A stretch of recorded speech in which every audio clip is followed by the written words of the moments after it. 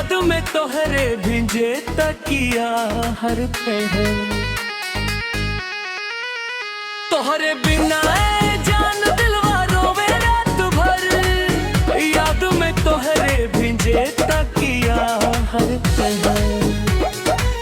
कसम से तोहरा बिना जीना मुश्किल बा, तू दूर भइलू त टूटल बा।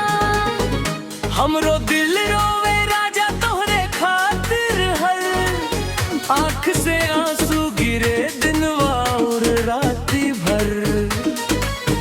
मजबूरी में दूर हो गई नी सनम, बाकी जो बसल बाड़स मेरे दिल में हम।